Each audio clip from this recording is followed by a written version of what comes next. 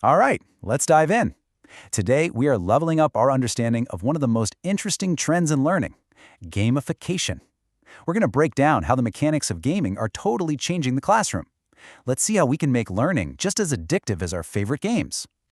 I mean, really think about that for a second. What if that same drive, that same feeling that keeps you pushing for just one more level in a video game, could be used to help you master, say, calculus or learn a brand new language? That right there, that's the core promise of gamification in education. It's all about tapping into that fundamental human desire to play. So, what are we really talking about here? You know, a lot of people think this just means letting students play video games during school hours. But the reality is so much more strategic and way more interesting than that. Okay, let's break this down because the wording here is super important. It's the strategic use of game principles in non-game environments. See, we're not building a whole new game from scratch. We're just taking the best parts of game design, the things that make them so hard to put down, and we're applying them to stuff that already exists, like homework or a classroom lesson. And you know, this isn't some futuristic tech fad. At its heart, this whole idea taps into something ancient, something that's baked right into our DNA.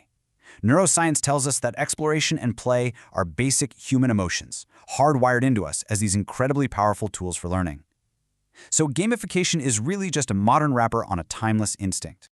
And this brings up a really key distinction we have to make. On one side, you have gamification. That's like adding a point system or achievement badges to your regular math homework. But on the other side, you've got serious games. A serious game is a complete, self-contained game built from the ground up to teach you something. Think of like an educational escape room. So one enhances what's already there, and the other is the curriculum. So now that we know what gamification is, let's talk about who it's for. Because to make any of this stuff work, you can't just throw a bunch of points at a problem and hope for the best. No, you have to understand what actually motivates people. You have to understand the player. So take a moment and think about it. When you play any kind of game, could be a board game, a sport, a video game, what drives you? What part of it is the most fun for you? Because believe it or not, the answer to that question is the key to designing this stuff effectively. So game design theory actually breaks this down into a few different archetypes. First, you've got your achievers. These are the folks who want to collect all the badges, get that 100% score. They're all about mastery. Then you have the explorers. They want to discover things, find hidden pathways, and poke at the boundaries of the system. Socializers? They're all about community and teamwork. They want to connect and collaborate.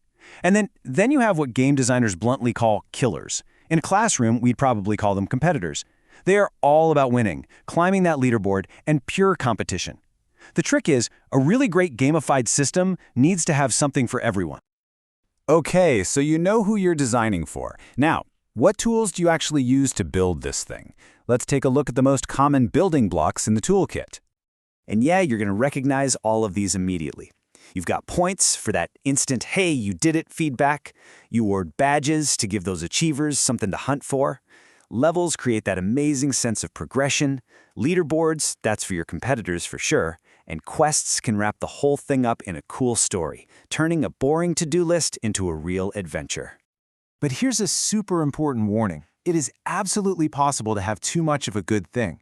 If you clutter up the experience with too many mechanics, learners can get so focused on just playing the game of collecting points that they forget what they're actually supposed to be learning. The bottom line is, balance is everything. Which brings us to a more balanced view of all this. Look, gamification isn't some magic cure-all. For all of its amazing potential, there are some pretty significant challenges and downsides we really need to talk about.